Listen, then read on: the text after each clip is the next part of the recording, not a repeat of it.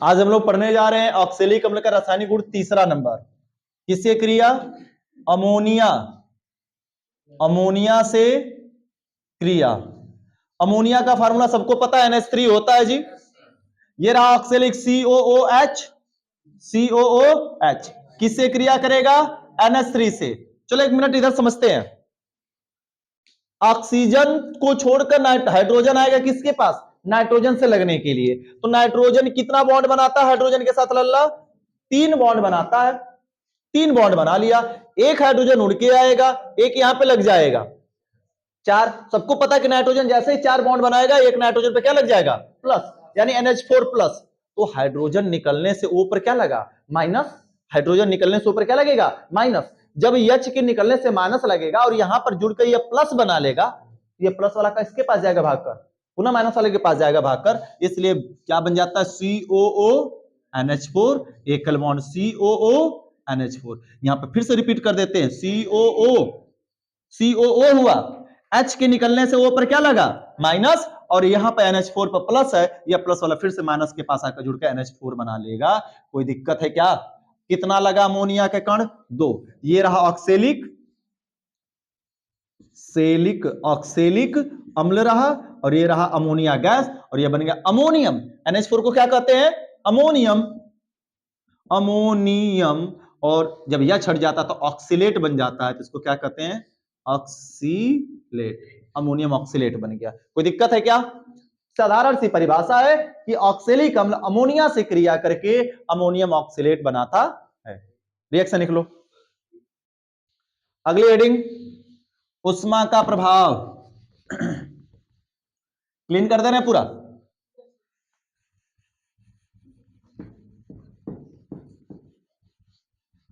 उष्मा का प्रभाव क्या होगा बच्चा? चलो देखते हैं। Effect of heat.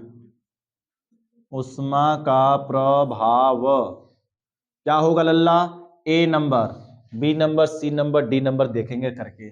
A number में COOH, एकदम आराम से समझना, मस्त तरीके से समझ में आएगा, कोई डिस्टर्ब दिक्कत नहीं होगी। सबसे पहले इसको 100 डिग्री सेल्सियस से 105 डिग्री सेल्सियस तापमान जब गर्म किया जाता है, याद करो कार्बोक्सिलिक अम्ल जब हम पढ़ा रहे थे उसमें प्रकार पर जब आए थे, उसमें ऑक्सैलिक ओम आया था, और हमने क्या बताया था कि ओम को गर्म करते हैं क्या निकलता है?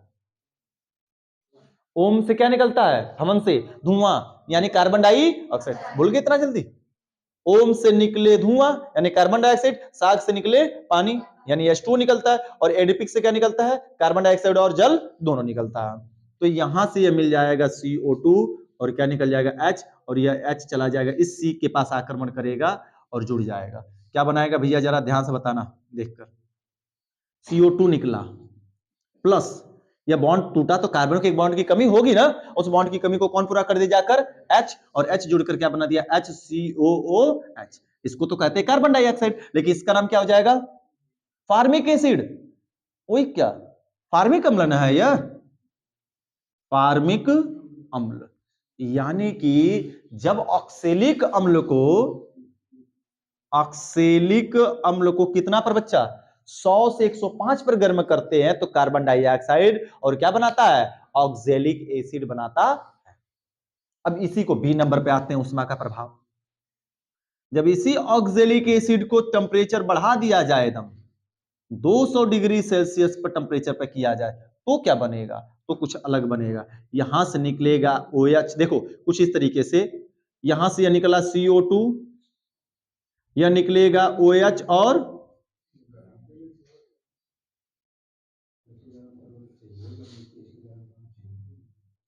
OH और H निकल गया। देखो जी सारी चीजें तुमको बनती हुई दिख रही होंगी। क्या क्या बन रहा है? एक बन रहा है CO2, एक बन रहा है CO, कार्बन मोनो ऑक्साइड, और H और OH मिलकर क्या बना रहा है? H2O जल बना रहा है। जब 200 पर गर्म करते हैं तो कार्बन डाइऑक्साइड, कार्बन मोनोऑक्साइड और क्या बनाता है? जल बनाता है। यानी कार्बन डाइऑक्साइड निकलेगा हर हाल में, बशर्ते टेम्परेचर बदलने से क्या बन गया? यहाँ पे कार्बन मोनोऑक्साइड। फार्मिक एसिड ना बनकर कार्बन मोनोऑक्साइड और जल बना लिया टेम्परेचर बढ़ने के कारण। अगर टेम्परेचर सेम रहा होता उतना ही, क्या हुआ समस्या? विशाल क्या दिक्कत आ गई? हाँ केवल गर्म करने पर हो रहा है, ठीक है। तो गर्म करने से हो गया। बी नंबर, अरे बी तो हो गया। सी नंबर देखो, एबीसीडी भी नहीं आ रहा।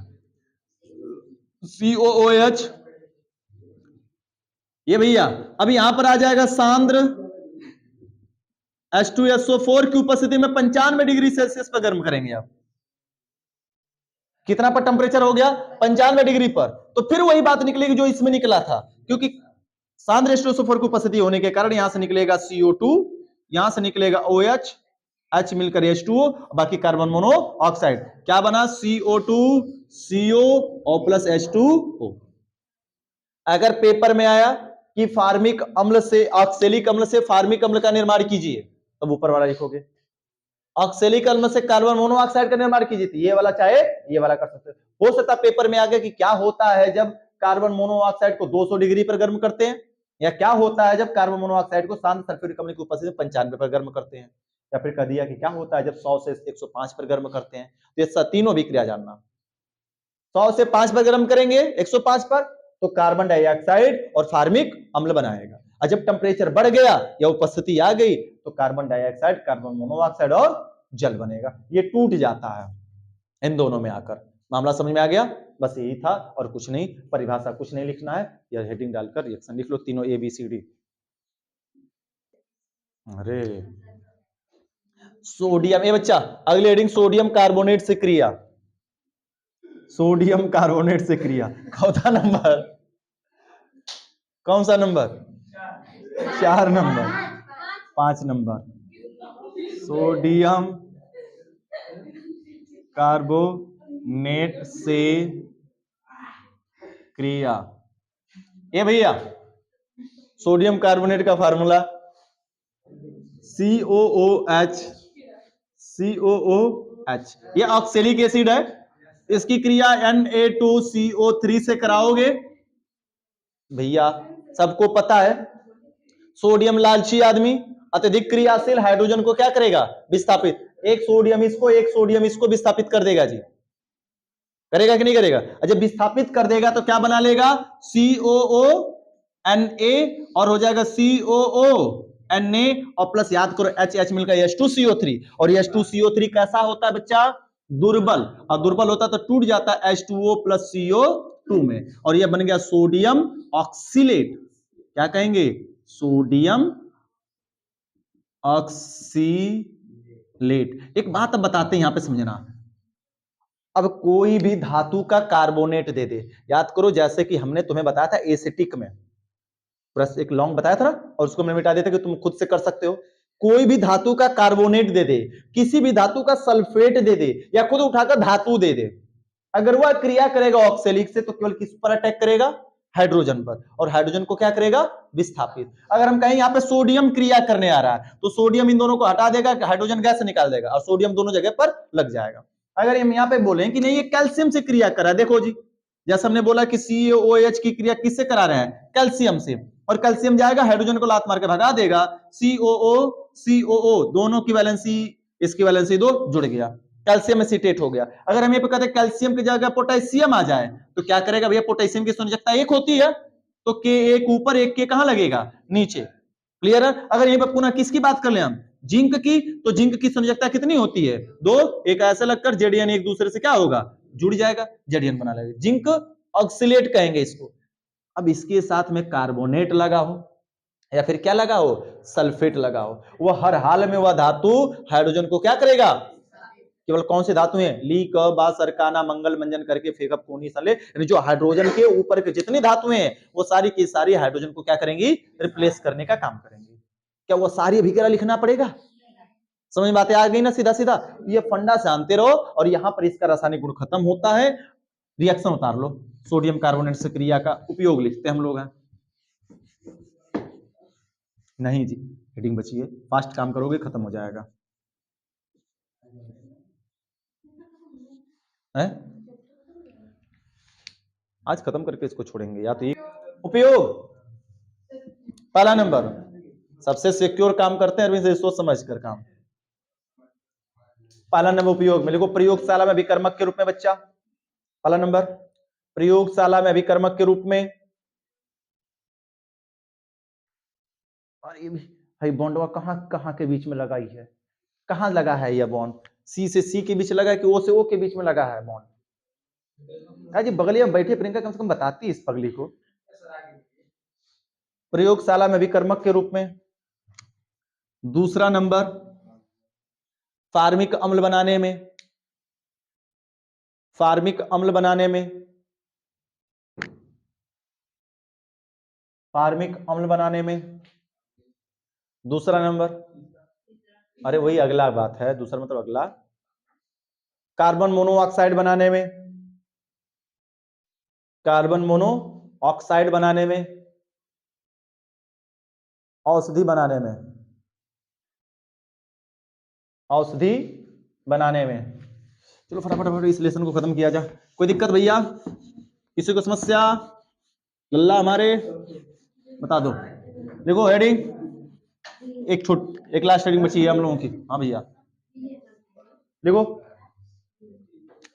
T H the E N D, या लेसन फाइनली हम लोगों का हंसते और मुस्कुराते हुए क्या हो गया, समाप्त। हम लोग ऐसे हंसेंगे, बाकी ऐसा ऐसे हंस रहे हैं हम लोग दांत दिखाकर हंसने वाला बना दिया हमने। हाँ बच्चा,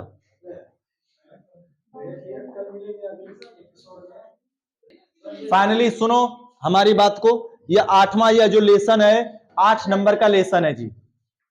या दांत अच्छा नहीं लग रहा, इसका सेल्फी नहीं सही आएगा, इसका सेल्फी ऐसे ही लगा देते हैं, सही रहेगा। ठीक है, तो जो 8 नंबर का यह लेसन है, इस लेसन से बच्चा तुम्हें केवल और केवल पेपर में अभिक्रिया पूछी जाएगी।